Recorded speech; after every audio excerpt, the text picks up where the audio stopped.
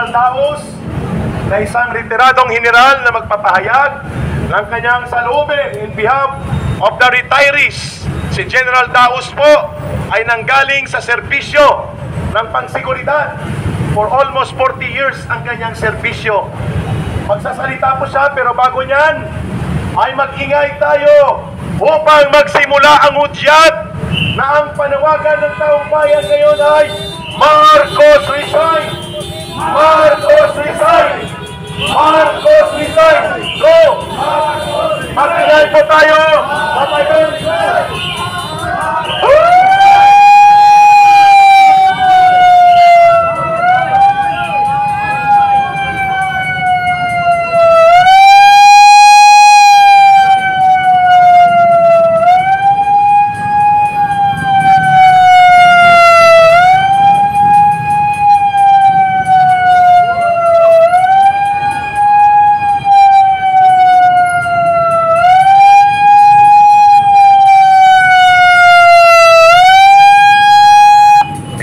Panawagan ng sambayanang Pilipino, Marcos resign! Marcos resign! Marcos resign! At ang ating awitin para kay Marcos ay Marcos, Marcos magnanakaw! Marcos, Marcos magnanakaw! Marcos, Marcos magnanakaw! Magnanakaw si Marcos! Sabi ni Saldico, ang isa lang na inutos pa lang sa kanya, partial pa lang, 100 billion pesos ang kinulimbab at tinurupo ni Marcos. Direct order from the President. Wow! Pa-imbestiga ka pa! Ikaw pala ang mastermind! Ikaw pala ang tinatawag na bantay sa lakay! Kasi sabi ni Saldico, bago siya mamatay, at alam niyang pamatayin siya, ay binalikan niya ang kanyang konsyensya. At ang sabi niya, bago man ako nila mapatay, ay isisiwalat ko ang katotohanan na ang punong salaring kriminal na nag-aaktong mastermind pero mapagkunwaring nag-aarte-arte at nagdrama-drama na inosente, walang iba kundi si Marcos Jr. Kaya ang sagot ng taong bayan dyan, Marcos resign! Marcos resign! Marcos resign! Marcos resign! At para maintindihan din natin ang saloobin ng mga retiradong nagserbisyo sa ating bansa at pati ang kanilang mga pensyon at buwis na inialay sa gobyerno ay ninanakaw pa. Walang hindi magagalit sa korupsyon. Corruption is an enemy of every Filipino.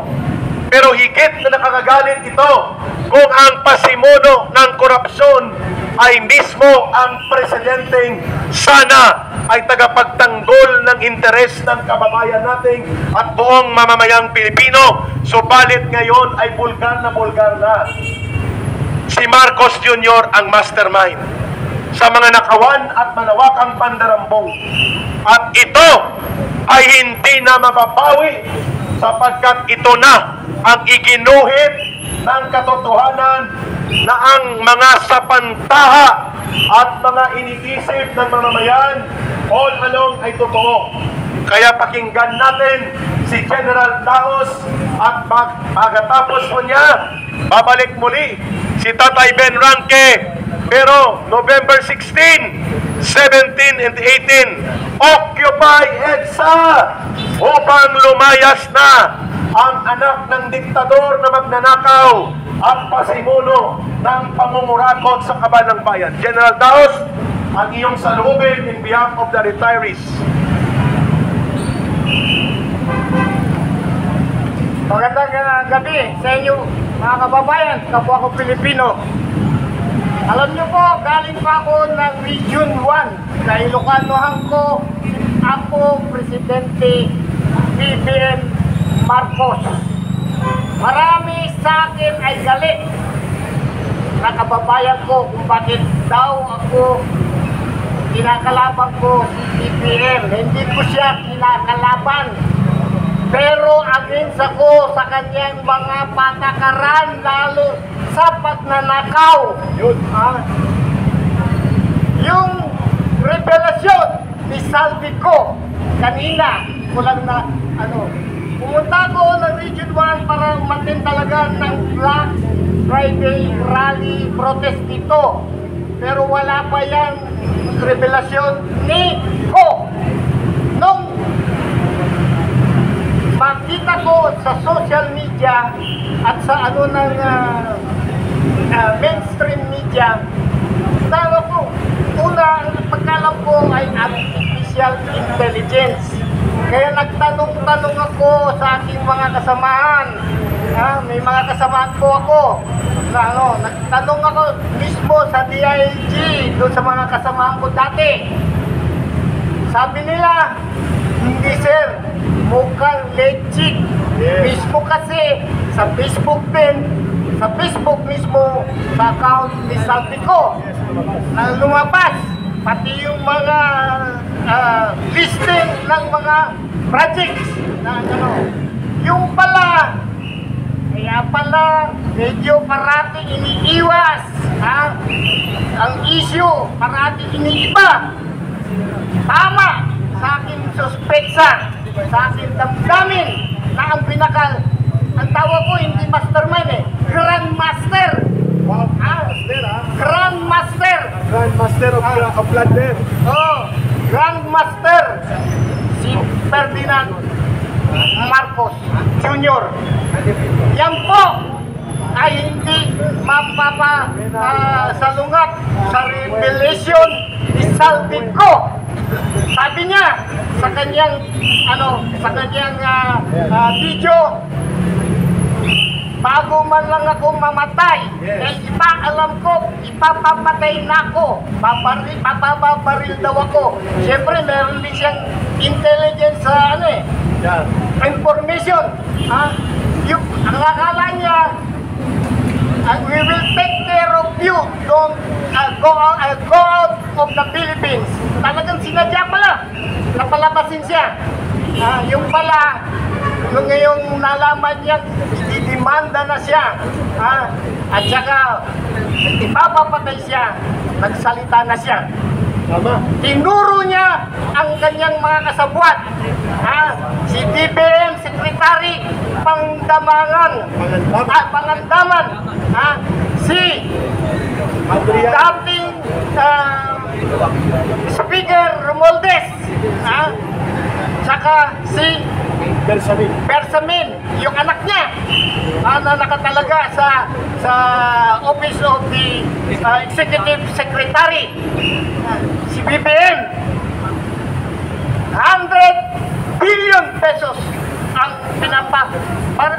pinapaset aside niya na ipondohan para sa appropriation na ang program.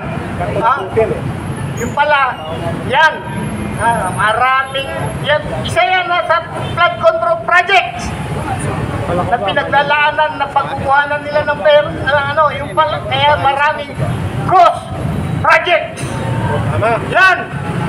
Yan ang naging sanhi, pinarusahan tayo, pati tayo nadadamay, pinaparusahan ng Panginoon, nireveal ng Panginoon mismo ang kabututan itong mga mangdarampong na politiko, itong mga congressman, senador, ito pa, ngayon, si Senator Gatchalian, nagbigay siya ng komento sa video ni Saldico. Sabi niya, huwag daanin sa video. Kailangan humarap daw siya ng personal sa Senate Blue Ribbon Committee. Sa nangyari, wala akong tiwala na sa Senate Blue Ribbon Committee na headed by Senator Lacson. Kaya para panay din ang iwas na matuntun kung sino ang pinaka-grandmaster. Sino ang grandmaster? Si Marcos! Marcos! Yan ang katotohanan na nilabas ni Saldico. Kaya, samahan nyo kami ngayon at saka sa Yung araw pa. November 16, 17, 18 na rally ng INC. Hindi lang para sa INC po yan. Bukas po yan sa lahat ng sekta ng reliyon. Maging ano ka man, GIL o Katoliko, sama-sama po na ituligsa natin ang korupsyon na ginawa nitong gobyernong to. Kami, yung grupo namin, na ang ano namin ay BBM Resign. BBM Resign. Yan po ang panawagan ng grupong ito. Dahil walang mangyayari, hindi mapapalitan ang gobyerno o hindi papalitan ang presidente. Correct. Palitan ang presidente. Dahil sinabi na ni Saldico na siya ang pinaka mastermind of all the thieves syndicated na ginawa nila sa pagdarambong ng pera ng bayan, pera natin. Tama po. Ingat po. Kaya dapat, alam ko, meron kayong damdamin sa isipan, alam nyo ang tama at mali. Doon tayo sa tama. Ano ang tama? Palayasin si Marcos. Palayasin. Pag-resignin. Pag-resignin. Yan lang po ang hiling ko. Hiling namin sa grupong to. BBM Resign! BBM resign! Maraming salamat at magandang gabi. Yun.